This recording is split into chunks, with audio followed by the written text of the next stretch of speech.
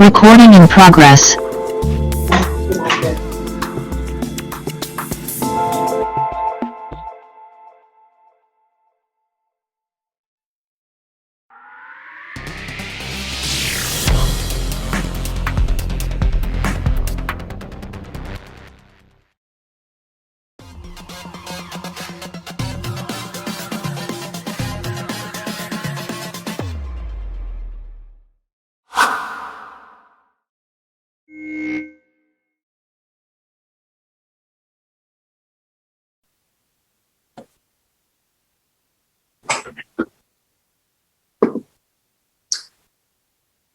Well, good afternoon, everyone. Welcome to our, and I can't believe it, our ninth season, the first of the ninth of our seasons of new knowledge sessions. It's hard to believe that we've gone for 9 years. But my name is Sandy Ratliff. I'm with Virginia Community Capital, and we are happy to be a part of this program along with our partners at the Washington County Chamber of Commerce, the Virginia Highlands Small Business Incubator, and the town of Abington. As I mentioned, we've been doing this since 2014 as a way to support our Washington County Business Challenge, but we've continued doing this professional development series and are not only does it serve Washington County, but it's going throughout the Commonwealth, and we have people in East Tennessee that's joining us. Before I turn it over to our moderator today, I just wanted to mention that today's session is being recorded for training and educational purposes, and it will be uploaded to the Virginia Highlands Small Business Incubator's Facebook page, but it will also be on our YouTube channel, New Knowledge. You can also go there and find over 170 additional workshops that we've done over the past 9 years.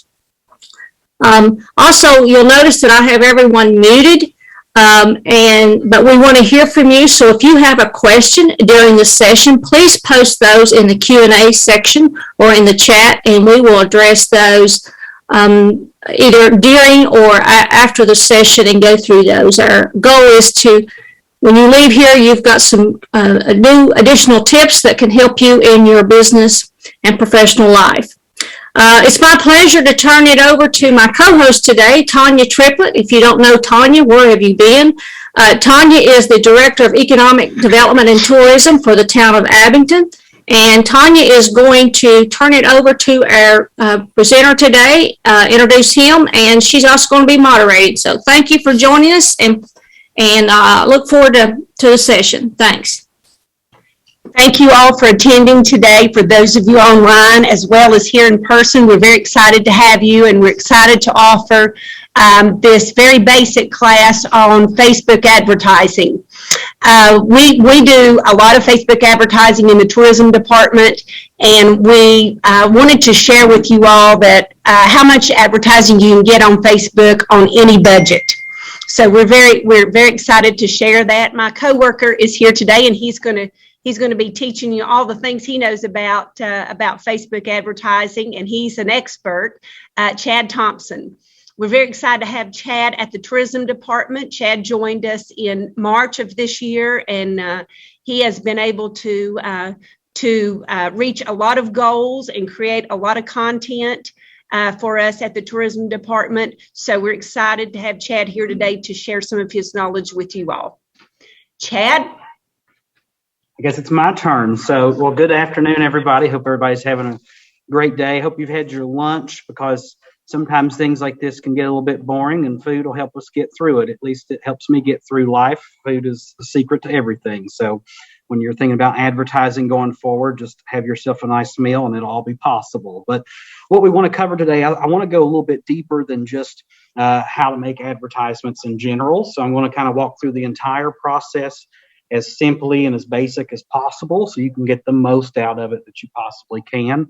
All the resources today are going to be free and available. The only thing that isn't free is if you do decide to pay for that advertisement. So everything else is free and open for you to use, and I think it'll be truly beneficial to everybody. So I guess the first thing, make sure everybody can see all of our screens here. I'm going to have to do some adjusting just to make sure nothing gets in the way.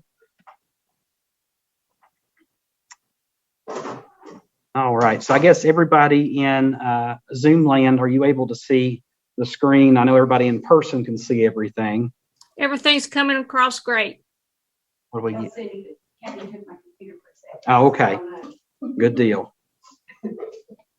Well, let me move this piece here. And Sandy, if you wouldn't mind just to tell me one more time, can you see the slideshow okay? Yes. Perfect. Thank you so much. So we'll start with the overview of what we're going to be doing today. So the first thing we're going to do is, obviously, if you're going to be putting ads out on Facebook, the number one thing you're going to need is a Facebook page. And then also, I suggest what's called a business suite account, which is free to sign up for. All you have to do is go to business.facebook.com and it will prompt you to log in with your current personal Facebook login credentials. And if you don't already have a business suite account, it will walk you through the steps of how to create it. There's a big blue button that says create if you don't already have one, and it'll just get you set up. And then you'll see all the things that the account will look like and what it will do when I get into my section. So after that, we're going to talk about the pre-planning process of your ad. So basic questions. What are your goals? What do you want to see come out of this? So who's the audience? Who do you want to see this advertisement? Getting photos or videos ready, how you can go about that, or graphic design pieces. I'm going to show you a campaign ideas generator, and we'll get into more of what that is here in just a second. And then also a free resource. If you're not very good at graphic design, you know nothing about it, there's a website called canva.com where you can sign up for a free account, and it basically, in a roundabout way, will create your advertisement for you as far as the picture. It's a drag and drop thing. You click on text, you change it to say what you want, you put your pictures in there, and then you save it and can use it on Facebook. So after that, then we're going to talk about advertisement structure, and those are in campaigns, sets, and then the ads themselves. And then we'll jump into actually creating the advertisement, and I'll walk through from start to finish how you create an ad. Now, the mock-up that we're going to utilize for the ad today is for an event. I'm going to be using the upcoming townwide yard sale as an example. So I feel like a lot of people that will be utilizing this will be promoting some type of event. So that's kind of the guide that we'll go through today. So that's our little overview of what we got going on. Now, let me see if I can move this bar out of my way. So one of the first things I had talked about was the campaign ideas generator. So this is something free from Facebook. If you just go to Google and type in campaign ideas generator, first link you click on will take you to this. So what is really neat about this page is you can scroll on down here a little bit, and you're going to see I have in this case, automotive business, and I would like campaign suggestions for any time of year. So if you were to click on this automotive business, it's going to bring you up a bunch of different possible businesses that you might be a part of. So let's say, for example, I'm in the travel business, so I'm going to click on travel and any time of year. So what this is going to do is give us a lot of different things that are coming up. So for example, back to school, something that will be coming up here pretty soon. So let's go ahead and just click on, well, I don't know what I just clicked on. Looks like Children's Day. That works too. So, and then once you do that, you click Get Campaign Ideas. Now, what this is going to do is just give you ideas that you might can use for your advertising. So if you can't come up with a clever idea, maybe you can steal one of these or use one of these to mold that into something that's your own. So for example, travel campaign ideas based around Children's Day, this could be some of the ideas. So happy Children's Day, get a free dessert, the ultimate gift list for kids by age, happy Children's Day. And then if you keep on scrolling, it's going to show you a possibility of what a picture is that you might use and kind of how that ad structure is going to look. And then there's also what Facebook is calling post packs. That essentially is like pictures and things you can use for the ads. Again, I recommend Canva, which I'll show you here in a second, because it's a lot easier to use. There's more customization options. And then again, it is free. So what this is going to do is just give you ideas to go off of if you're struggling to create your own. So now let's click out of that. And this is canva.com. So this is the other resource that I mentioned at the beginning. So if you want to sign up for a free account with Canva, this is how easy it is for it to help you design your ads for Facebook. So if you go to the Canva search bar, there are 3 different types of Facebook ads. There are square shapes, so that's a 1x1. There are vertical and horizontal, which is going to be 16x9 or 9x16, depending on if it's square or vertical. But so you don't have to think about it. All you have to do is go here and type in Facebook ad. And Canva is going to give you this healthy selection of pre-made templates that are going to be either vertical, horizontal, or you can actually type in square if you need a square format ad as well. That information, we'll find out which one of these we need later, but for the time being, these are all example ads. So let's say you're a restaurant and you're going to run some kind of food promotion. Here's an ad that's already basically set up if you do pizza. But if you wanted to alter this and say you didn't want to do a 2-for-1 pizza, let's say you bought 1 pizza for the price of 2 was the deal you're running. All you've got to do is just change these pieces out. So we could do a 1-for-1. So pizzas are on sale, buy 1 for 1 price. You know, it's not really a deal, but the ease of changing this. Let's say we didn't want to sell pizzas, but we were going to do burgers. We'll just grab this here, make it a little bit smaller, and now we've got a hot and tasty deal for cheeseburgers.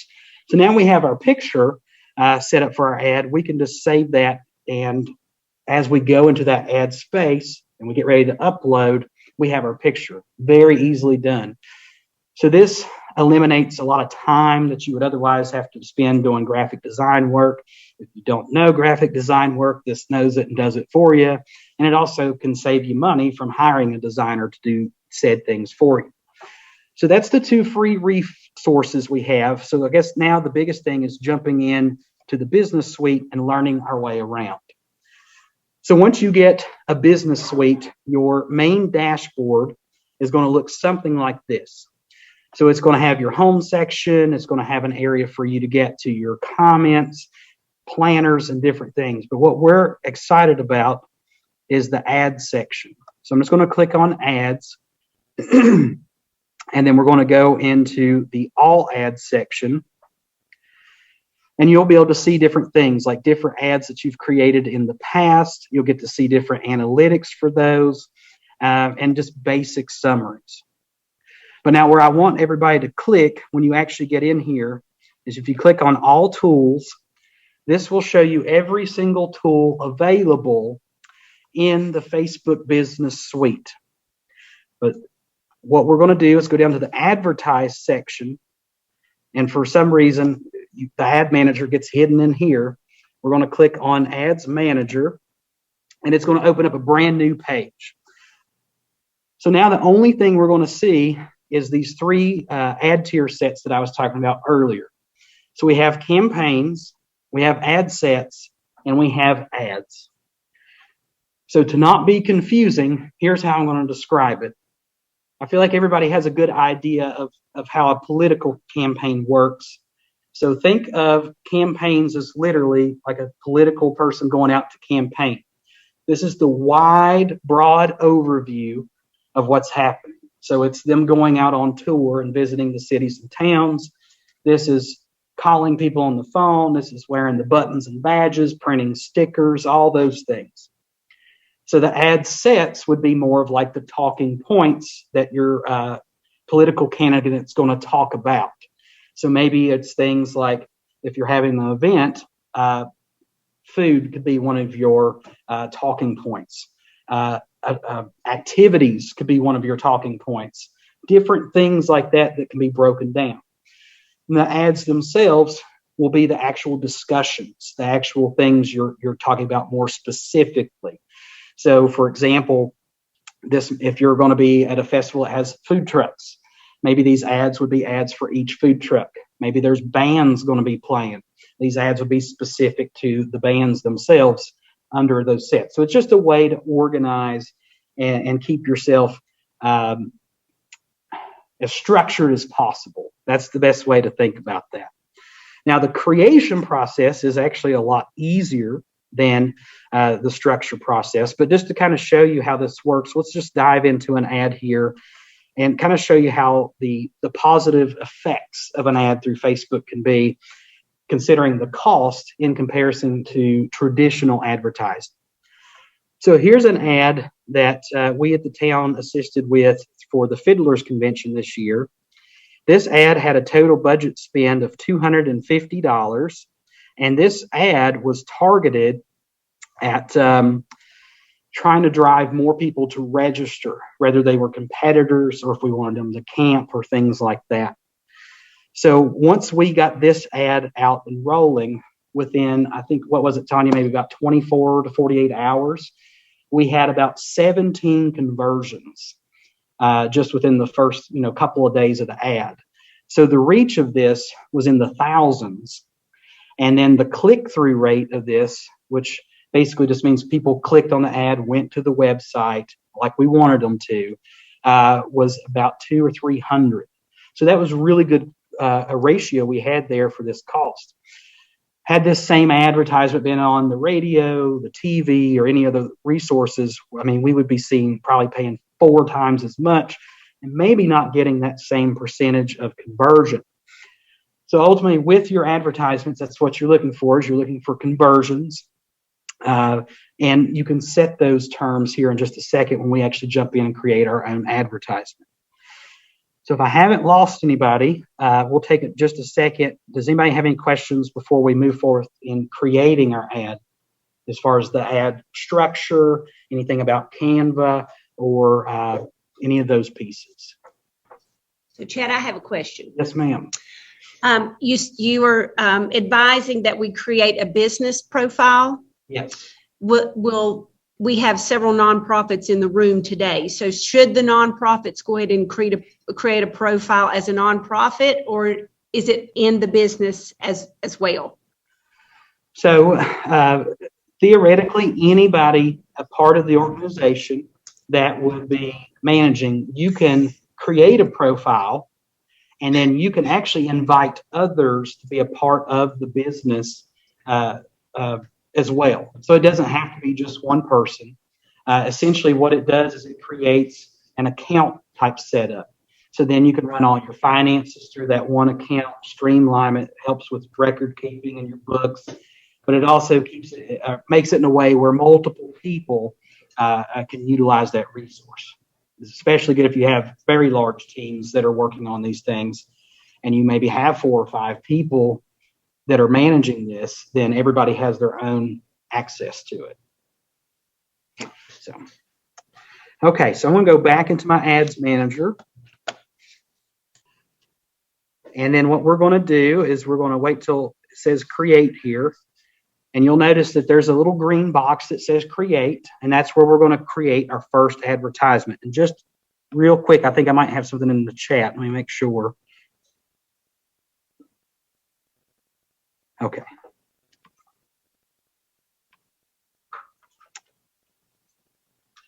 All right.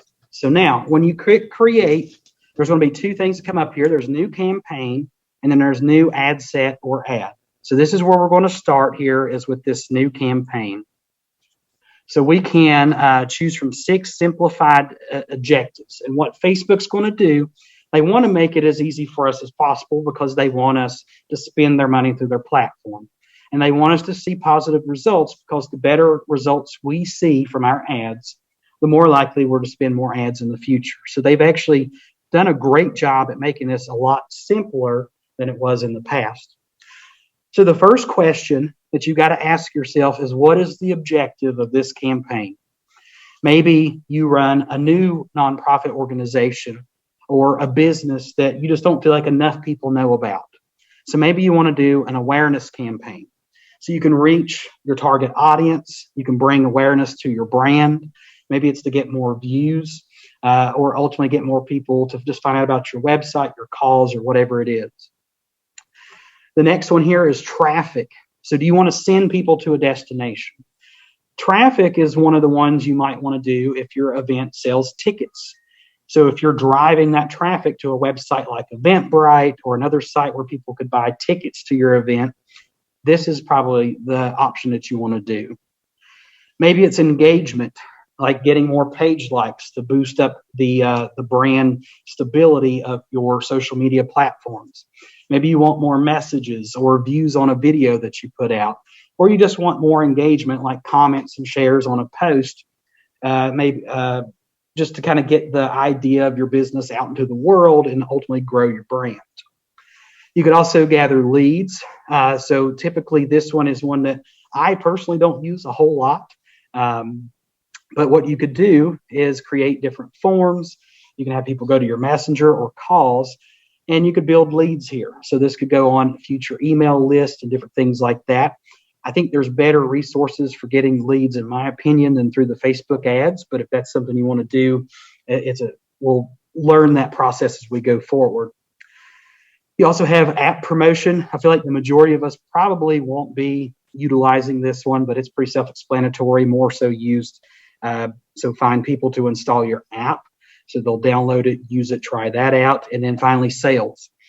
So sales is if you have a product or service. So maybe you're a small business or nonprofit organization that sells goods or services online. Maybe you want to drive ads to that particular e-commerce website, or if you're selling through Facebook, you could do that as well. So what we're going to do today is we're just going to do a basic awareness campaign for the townwide yard sale that's coming up in August. So what we're going to do is just click on the campaign we want. And then down here, it has the option to name your campaign. So the way that I like to name a campaign here is I like to make sure I know what it is the campaign is revolving around.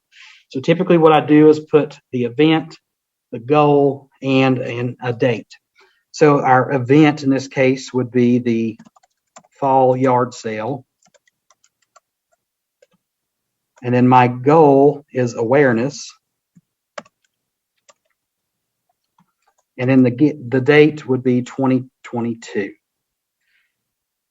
So then I'm just going to scroll on down. Now, I don't go ahead and create the ad set or the ad in particular just yet. That will come as we work through the process. You can go ahead if maybe you have a previously existing ad set that you want to use, you could do that. But otherwise, I'm just going to go ahead and continue. Okay, so now we are in the building foundation of our advertisement. So, sorry, do you have a question? Oh, I'm sorry. I thought you had asked for one. But so now that we're in this section, we have our campaign name set up. Special ad categories is probably not a section that you're going to utilize very often, if at all. So typically this is things for like credit offers, employment, housing, and political issues. So if you're not dealing with one of those four options for your advertisement, don't even worry about the special ad section. Now the next section here under campaign details, buying type, we're just going to leave that at auction. The campaign objective, that's what we've already chose. It's an awareness campaign. And now we'll talk about our spending limit. If you already have a budget in mind, how much you are going to spend on this ad, you can go ahead and enter that in here. So let's say, for example, I want to add a campaign spending limit, and I already know for a fact I have $150 that I'm going to put towards this advertising. So I'm going to just go ahead and check that, and now it knows how much money I've got to deal with. So what we're going to do next, you have A/B testing. So Facebook has implemented this A/B testing as a way to help us make sure that the right things are being shown to the right people. An example of when an A/B test might be beneficial is, say, me with the town. I put out a very general ad that's broken up, catered about talking about coming to Abingdon to listen to music and explore the great outdoors and go to the Barber Theater, for example. So if I have people that are coming here for the barber that could care less about the great outdoors, I don't necessarily want them to see an ad with pictures of Grayson Highland State Park and Hidden Valley Lake. But if I know they're interested in the barter, I want them to see pictures of the barter in their ad. So that's kind of how the A/B test works. It finds out these audiences, determines which images and headlines are working best with those people that are seeing them. They will see more of the ones they like, less of the ones they dislike. So it kind of helps us out, and it doesn't actually necessarily hurt to click on How do you know that what section. they like or don't like? Well, Facebook figures that out for you. So as the ads go out, if, for example, there's an ad with a picture that doesn't necessarily draw your interest, you're probably just going to keep scrolling. But if it slows you down and you stop for a second, Facebook's going to be like, okay, I know that he likes this ad. Let's show him more of this type, this look. So as you see it more often, because a lot of times you see the same ad multiple times, but the picture might change. For example, Amazon's really good at this, especially with me. As I'm scrolling through Facebook, I'll see an Amazon advertisement for ladies yoga equipment. So I'm going to keep scrolling because it's not something I need. But if it stops on a camera lens or outdoor hiking gear, I'm more inclined to stop on that ad. So that's their A/B testing. Maybe they thought, I'll show him the ladies yoga equipment because maybe he'll click on it and buy it for his wife, but he didn't. So let's show him something else. And this is different than I thought A/B test was like test a landing page to see how many people convert versus a different landing page or something like that. It's not this like. Well, it's like Facebook just doing the analysis. Exactly. So this is just testing different versions of your ad against these different audiences. So you can create, I think it's up to like 5 different versions of a single ad, and it'll test a version towards the audience. And if they're not receiving it, it'll try the next until it finds one that works. So it's almost like a locksmith in a way, is how I describe that. So now, after we determine that section, we go to our campaign budget optimization. So Facebook, they have improved on this quite heavily over the years, and you can kind of set things up how you want. So we can do a lifetime budget, or we can do a daily budget. We've already established that we only have $150. So what I'm going to do is just make sure I change this to lifetime budget, and we're just going to bring that down to $150.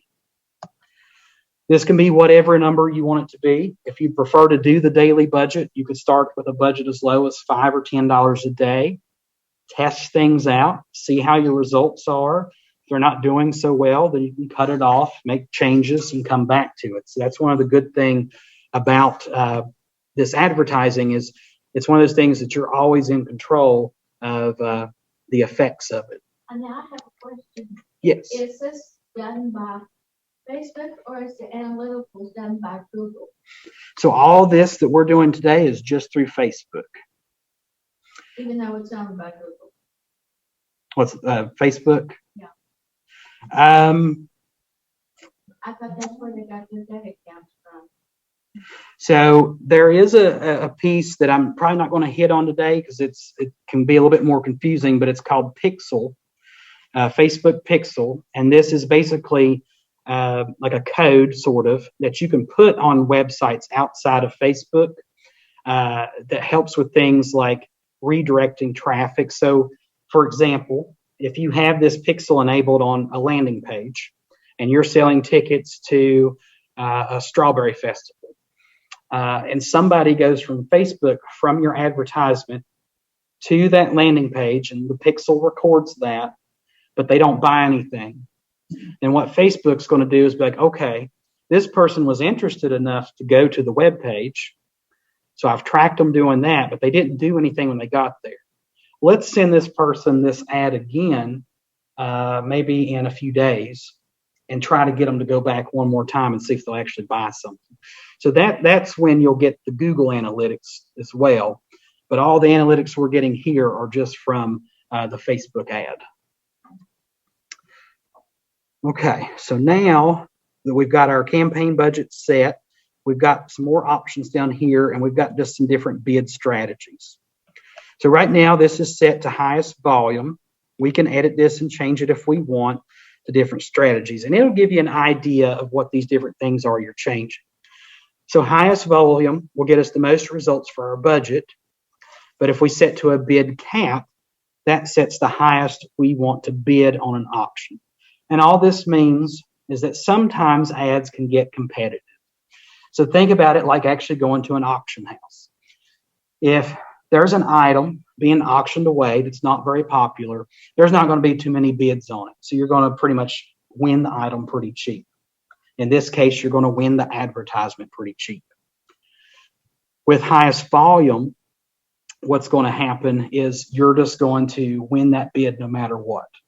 So it's like, you want to win those clicks. You want to win those ads. And honestly, the competition we're going to see here for the majority of things we're putting out, it's not going to hurt us. It's not like we're in a big metropolitan area and we're competing with 30, 40 different events in one weekend to win those clicks to our things that's going on here. So I would just leave that at highest volume.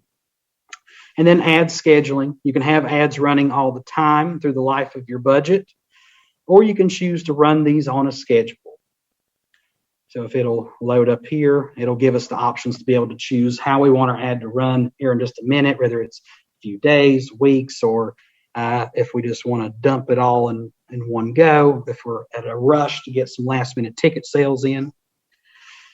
So after we hit next, we get a new page and we see that we're at the ad set now.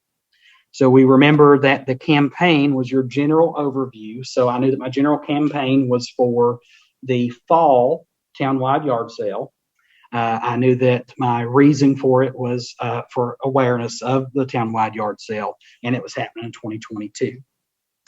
So for the ad set, what we're going to do is just take this back, and this is going to include any ads under the campaign. So in this case, since the townwide yard sale is a one-day event, one thing's happening, I'm just going to put townwide yard sale fall. However, if I were the Virginia Highlands Festival, my ad set right here might be music. And then the ads below that would be advertising each of the bands. My ad set might also be culinary. And then the ads under that would be the chef's talks and things like that. So that's kind of what I see these sections as. Now, what we'll do is you'll choose what page you want to advertise for. So in this case, I'm going to be using the Visit Abingdon page. And here's where I was saying you get to pick your budget and schedule from where we click that on the last page. So ideally, with your ads, if you got an event coming up, you want to make sure that you're advertising ahead of schedule. One thing I've always learned is at least 2 months ahead of time is what you want to aim for, depending on what the event is. If it's something that people have to plan for travel, especially overnight stay, or make arrangements in their life to do certain things to get there, they're going to want to know about it ahead of time. You also want to make sure that you start advertising early enough so that way your event or whatever it is that you're advertising gets the attention before somebody else does. So let's say, for example, you wanted to plan an Abingdon Day event of some sort, and you wanted to put this at one of the parks, and you wanted this to happen in October, but you also knew the same weekend there was going to be another event coming up, but they haven't started promoting yet. So one of the benefits to promoting early enough is that you get people interested in your event first. So that's just kind of the tactics of advertising too. So we're going to pick our event date, and typically a good rule of thumb I like to have before I run an ad, if I'm going to start an ad immediately, I like to start it at least a day ahead. The reason for this is that ad can now be submitted to Facebook, and I can review changes one more time before it goes live just to make sure everything's correct. I don't know if y'all remember an ad that came out a couple of months ago promoting an event that happened here in town. It actually had the wrong date on it. So that was one of the things. Had we put the ad out a day ahead of time, we could have had one more time to look at it so we didn't confuse people. But we learned really quick and fixed it, and everything was fine. But those can happen. Now, let's say the townwide yard sale, that's the 20th. So it's on the 20th. So what I'm going to do is I'm going to start my ad tomorrow, and I want that ad to honestly run all the way up till at least the day before. maybe even the day of to catch some stragglers. But in this case, I'm going to say the day before will be fine. So that gives me nearly a month to spend this $150. So what Facebook's going to do, these sections here, I'm not going to get as crucial with these. I think picking a day, when to start, when to end is good enough. So I'm just going to skip on ahead to my audience section.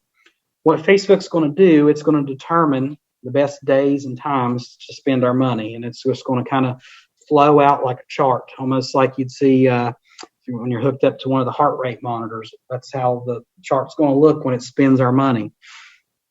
But probably the most fun section of this ad, now that they've emptied out our pockets, is we get to choose who sees these advertisements. So this is where it's very crucial and helpful to know the types of people that are going to be most benefited from your advertisement. So what we do here is we're going to start with our location. And I'm just going to click edit. So let's say for this townwide yard sale, I would say a span of about 2 hours is who's probably most likely going to come to the yard sale. So what we can do, we can have the United States here, but what I'm actually going to do is get rid of that. And I'm going to type in, let's see, go to my little search bar if it'll let me. Okay, and I'm going to type in Abingdon. I don't know why there's a 1. These are the tiniest keyboard keys. All right, so I'm going to type in Abingdon, Virginia. And what you're going to see, there's going to be a little pin drop that shows up on this map.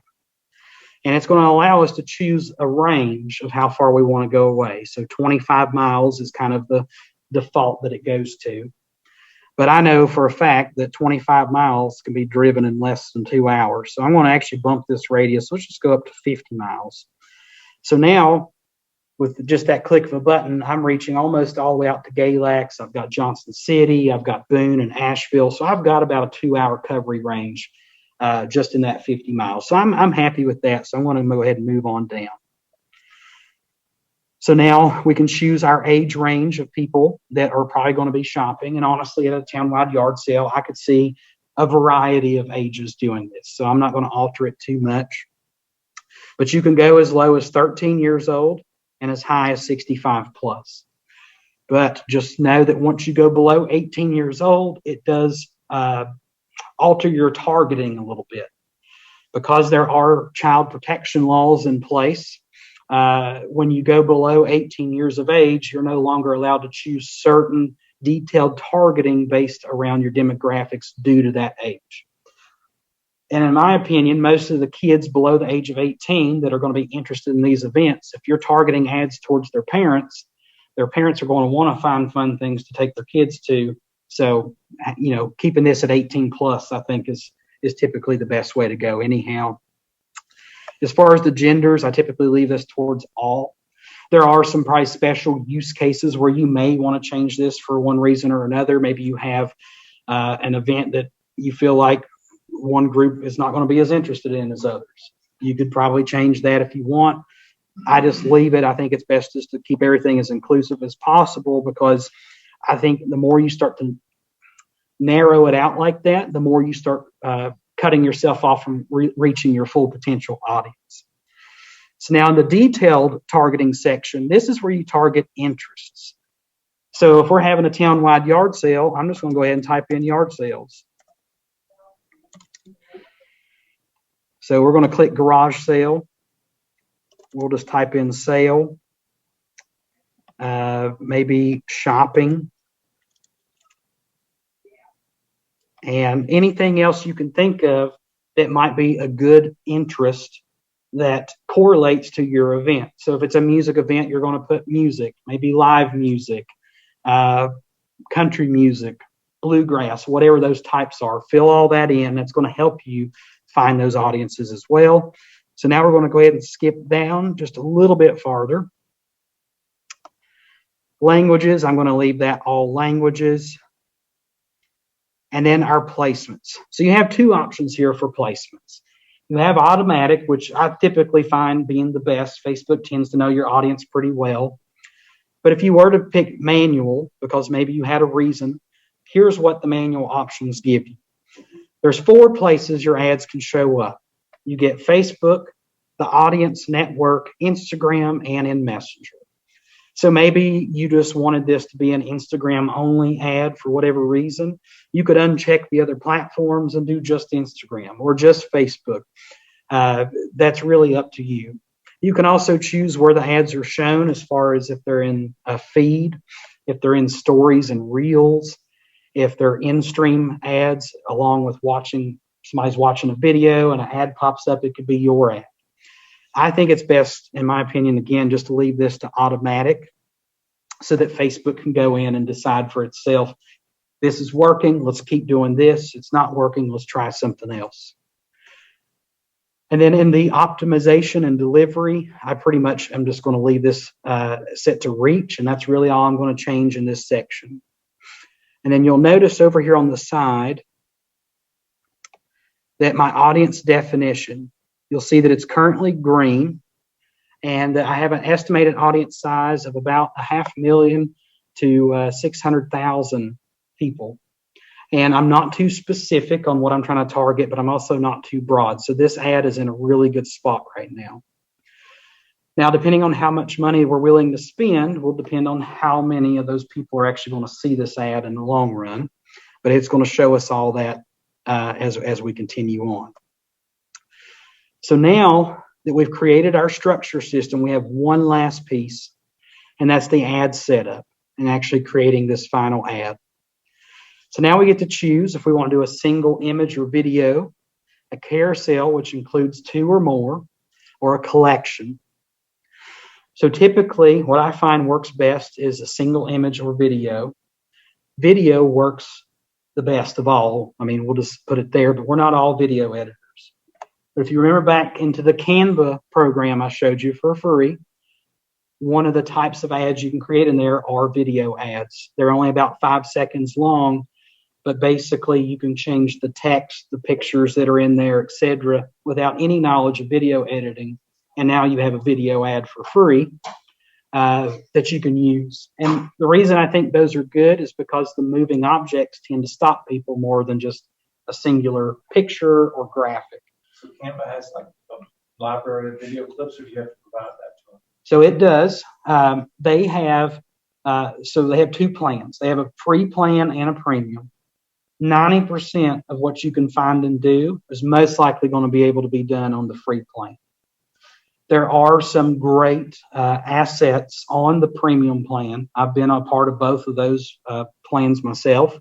So if you find it something that's working well, exceptionally well on the free plan, maybe the premium is something that is worth upgrading to eventually.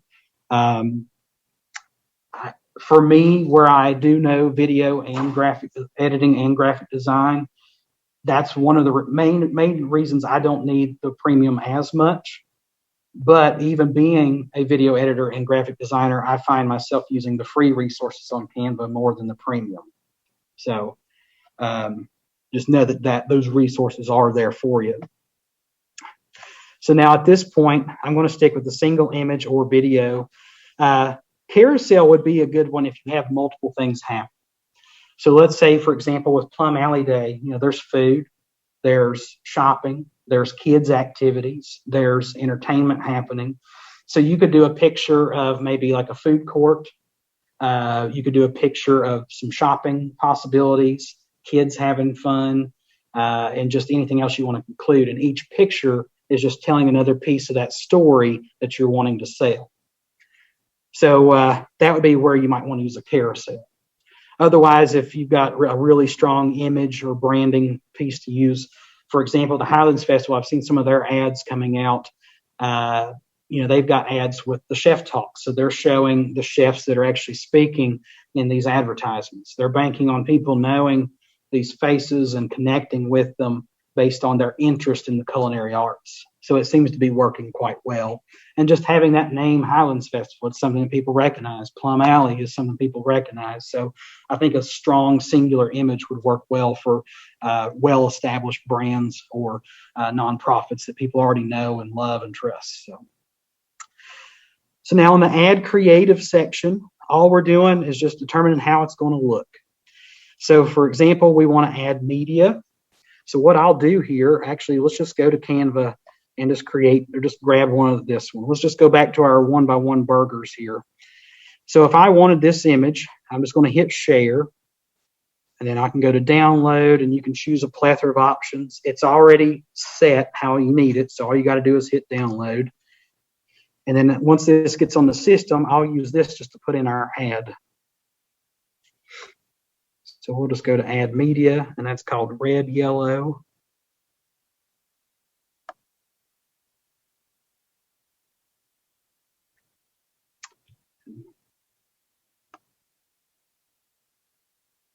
It should be in our downloads folder. There we go. So what it'll do, it'll upload, and then the thing with advertising versus just uploading a photo to your personal Facebook profile, Facebook will really quickly make sure that it's acceptable before it starts to pull it up. Now, here's where I was telling you earlier that Facebook wants different sizes for different types of ads. So you have the original, you have your 1x1 square, you have your stories and reels, which is 9x16, and then you have a one, basically the vertical and the horizontal versions. So the reason they do that is because of where and how these ads show up in people's feeds.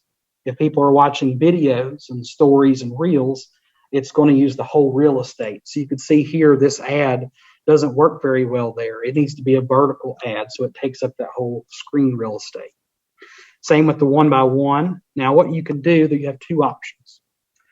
You can either use the tools that are already in here and do a crop if you feel like there's a section of your ad that looks fine to crop. In this case, it worked out. A lot of cases, it does not. Or you can go back to Canva and make the same ad again using the same template, but with just different proportions. So for example, I would want to do that for the vertical. So what you can do is find out which piece doesn't fit. In this case, it's the 9x16.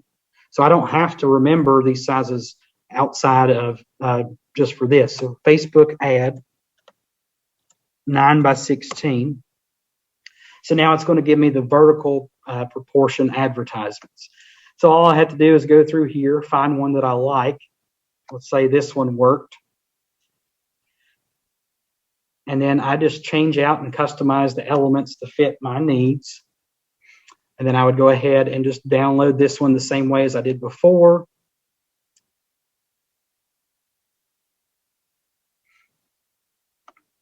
That is going to, and this one actually is a video, so you'll get to kind of see how that works. Let me just scroll on down here. And these videos, it's more so just a couple moving images in a loop, just something to provide that motion to get people's attention. Okay, so now we got that downloaded. I'll kind of show you what it looks like in the ad. Videos are 5 seconds long. Well, they can be longer, or they could be shorter. So this one, actually, I lied to you. It's 6.5 seconds. So if I click on it, this is what you're going to see. It's real basic in this particular aspect. They can or cannot come with sound, depending on what you click. But you can add in elements to make it do more than just this basic blop, blop, blop. So it's a pretty easy thing to do. For example, if you click on this, you click effects or animate, sorry, you can pick what you want it to do, and then just like that, it changes it. So now you've got a new effect, and you can go as wild as you want. So, okay, but going back to our ad, we have 2 of the 3 ads set up, and they look great. I know this next one's not going to look as great because it's a different ad piece, but you'll just hit replace, and then we'll upload, and then we want to find our latest upload, which it may not work because it was video and I didn't set up for video ad. But, okay, so where I chose just image only on this one, it's not going to actually let me do it, but you get the idea. You got to make sure your proportions and sizes are right. Facebook does a great job at helping you do that. So you're supposed to get all 3 of them filled out, or what if you don't? So if you don't, it's not the end of the world. You can maybe see here it's a little bit small. But over here on the side, so my ad is showing up as the pizza and the banner. But had I made it vertical, you're going to be able to have the entire screen real estate showing and saying whatever you'd want it to say versus just a little piece. So it still works. It's still effective. It's just not as good as it could be. So now that we have our pictures in, we choose our primary text. So for here, I might change my primary text, and you want this to be something captivating. It's going to grab attention. So, you know, so maybe all caps for the start of it, semi-annual town-wide yard sale. And we could put something like, join us August 20th, 2022 for the fall town-wide yard sale. Whatever you'd like it to say there. So you'd scroll on down from here, and this is where you can just add in different text options if you would like. So for example, if people aren't really being captivated by this particular text, you can have other options. So you could put fall town-wide yard sale coming soon, August 20th, town-wide yard sales happening, be there, whatever you want that to say. You can add in destinations, which I think, you know, in a lot of cases is good to do. You can put in your headline, and you can see that it is updating our ad here. So for our headline, think of like a newspaper headline, something that the news media might put out there. What's something that's going to get you to click and go read that article? What's going to stop you to sit down and watch the 5 o'clock news? So it's whatever the big headline is. So we're going to put maybe something like mark your calendar. And you can play with these in a way where maybe the headline and the text switch places. So mark your calendar could be here at the top where it says semi-annual town-wide yard sale, and then this part goes to the bottom. So you have that control. That's a part of that A/B testing that you can do. So now with the destination experience, I'm going to actually skip this particular set. But what we can do is, so for example, click on website. Let's say we have a landing page created. Instead of doing that instant experience, if you don't already have that mobile experience set up, just send them to a web page on a website if you have a landing spot to go to. Maybe you have an email capture there to grow your email list, or however you have that set up. So for example, let's just put in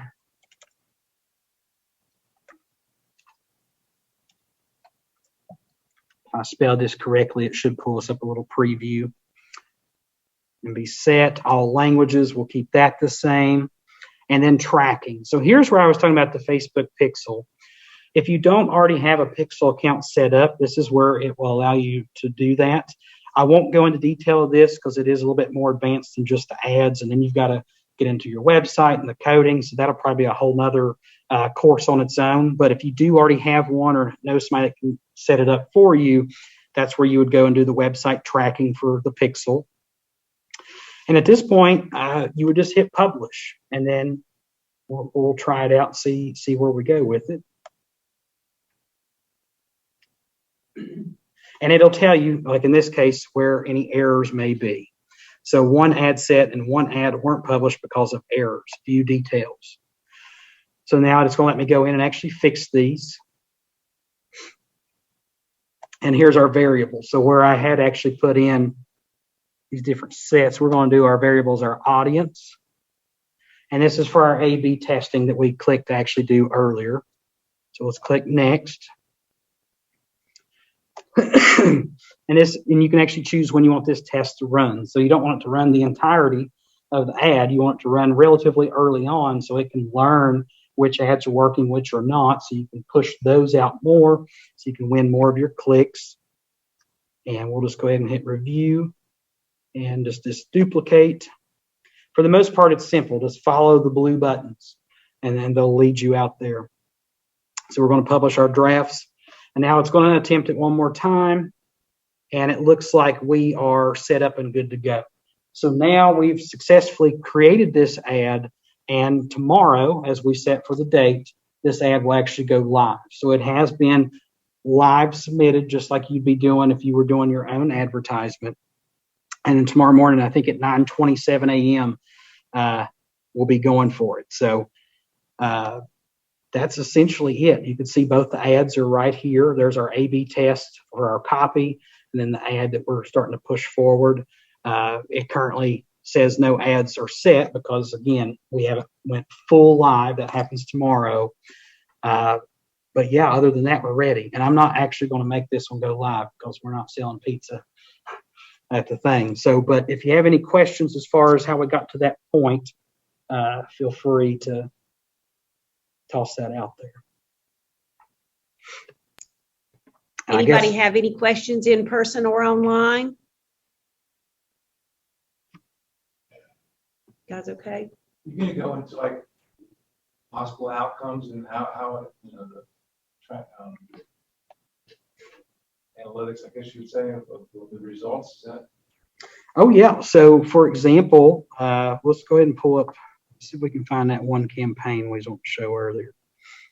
So the question that was asked was if he can go into the analytics and show what has happened with the past ads. So he's going to. I didn't know if people could hear the question or not. It was an in-person question. So he's going to show us how to do that. I'm just making sure these ads don't go live because we don't want to do that.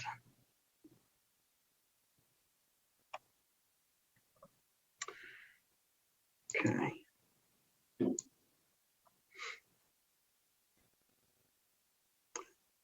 So here's kind of some examples of some different ads. This looks like one that the Virginia Highlands Festival has been working on. So they are pushing right now. They've had it out they're doing a 7-day click or 1-day view.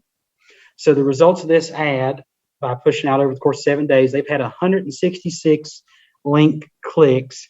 And that's actually pretty good conversion considering their reach and impressions aren't as high as, say, the ad below it here, where you have 804 links and 27,000 impressions. So what does all that mean essentially? By looking at this ad, I see looks like Travis Milton on there. So I would assume this is going towards the Chef Chat tickets. So what this data is telling me here is because of 7,300 impressions, 166 people actually took the time to go to the website to check out those tickets, whether they wanted to buy them, find out the pricing, or more information. So now if you look at the ad below it, this was actually, it looks like from the block party that happened as part of William King's motorcycle run with Tumbling Creek Cidery. We had 27,000 impressions and 804 people clicked on the link to find out more about that event.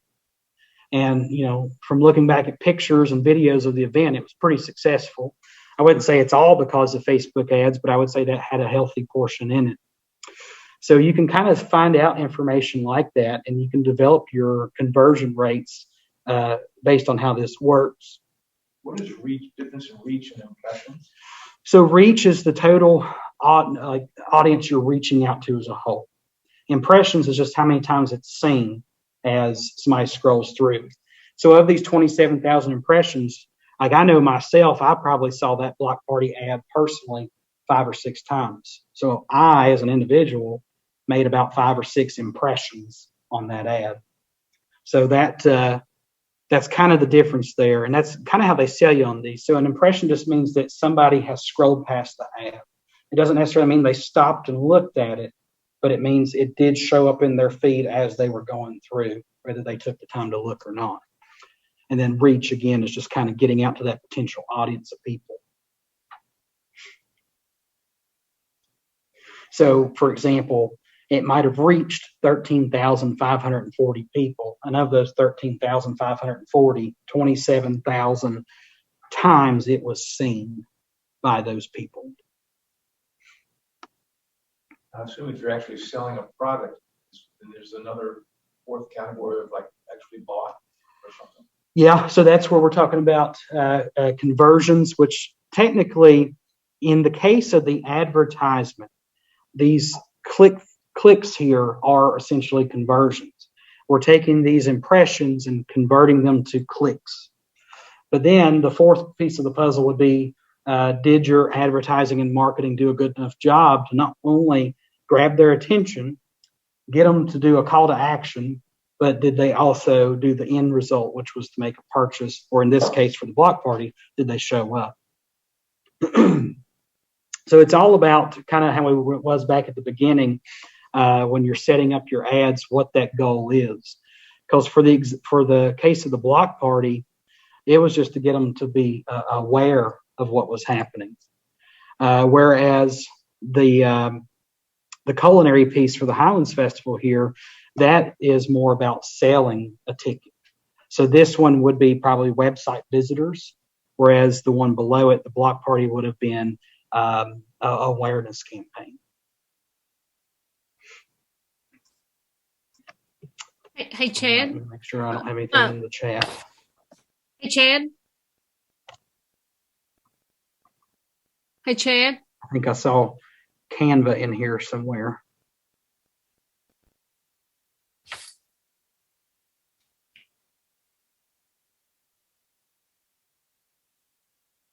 Okay, maybe I didn't. All right, is there anything else I can answer on? Actually, in the chat, it said Sandy has let everyone know that there'll be a Canva 101 new knowledge February the 15th, 2023. Okay, good deal.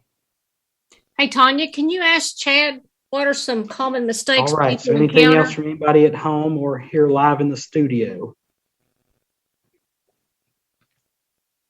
And I guess if y'all do want to see, this is what business.facebook.com would look like if you don't have an account, a business account yet. You'll have the option to create an account, and it'll walk you through and just kind of tell you more about what Business Suite offers and just signing up. As soon as you hit create account, it's going to ask you to log in if you're not already. But other than that, it's pretty straightforward. I would show you that process, but if I type in that link while logged in, it sends me straight to this, my business home. So.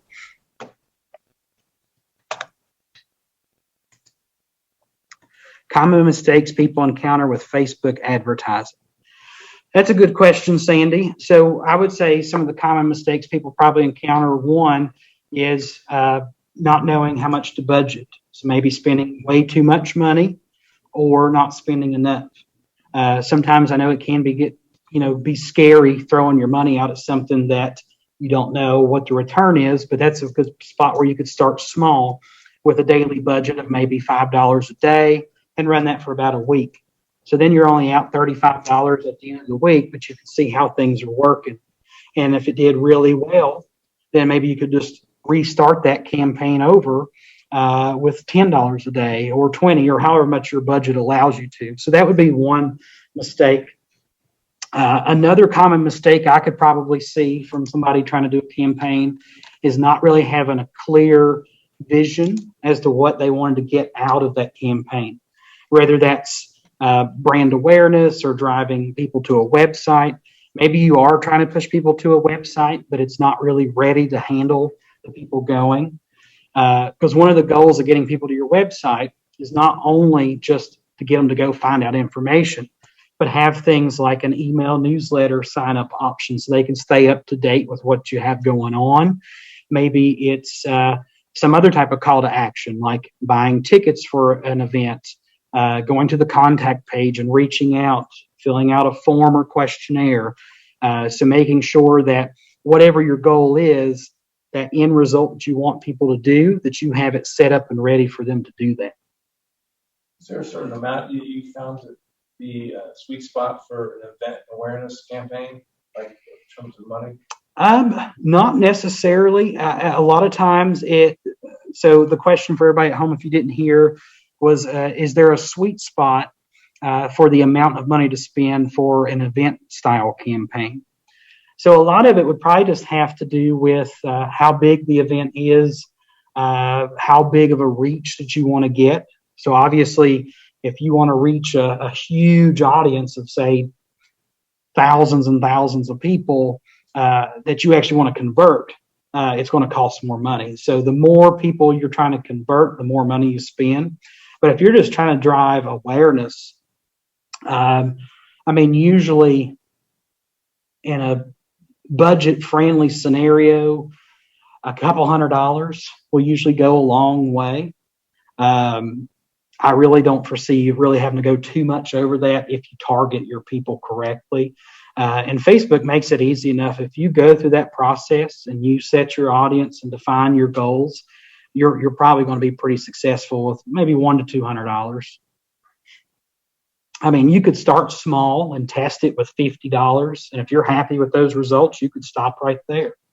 Or you could just keep adding to it until you get to a point that you're satisfied.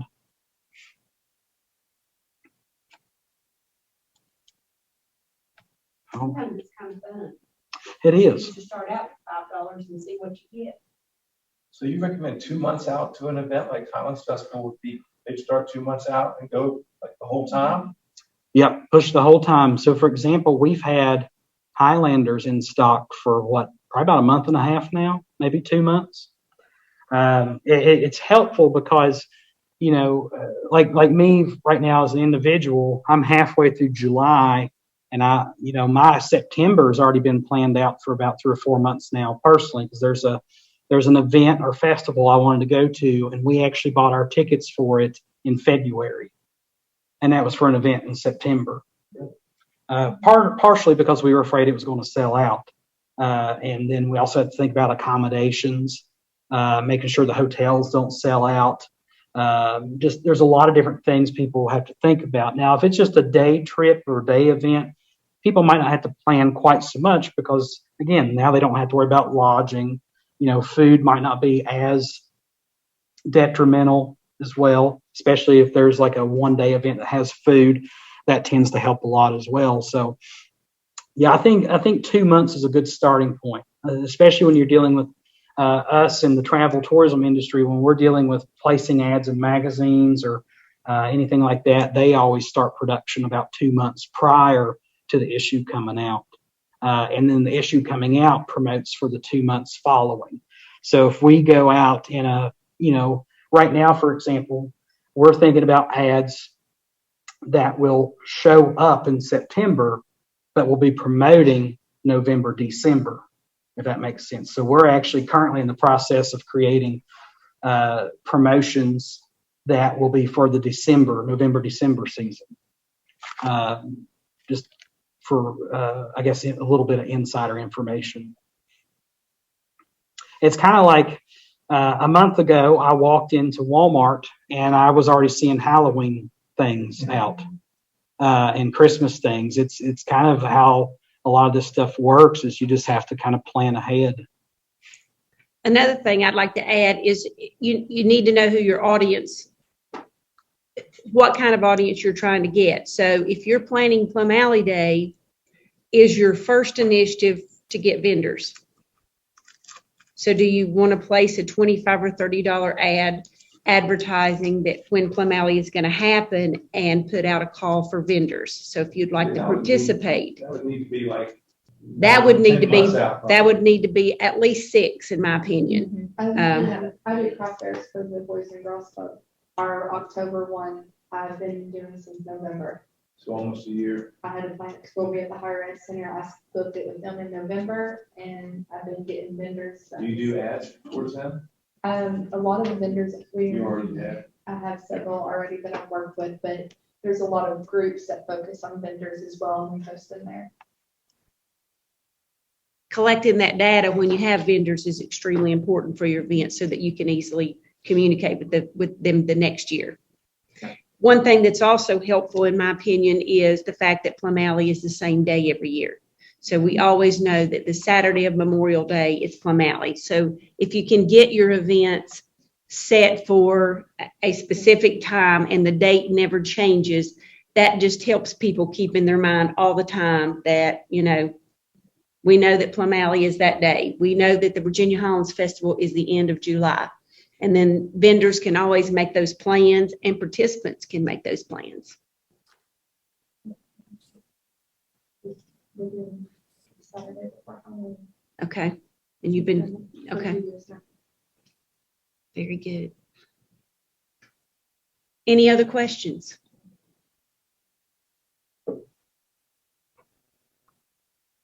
All right. Well, thank everyone for participating today. Chad, thank you for your time. We are at the Fields Pen House, is the new Abingdon Visitor Center at 208 West Main Street in Abingdon, and we are happy to help anyone that might need help in the future. So just let us know if there's things that we can do to assist you. And Chad and Tanya, Thank you all for coming today. I don't know Sandy, if I think you're muted. No, you can't hear me. You've got your sound off. Oh, I think the volume's just down.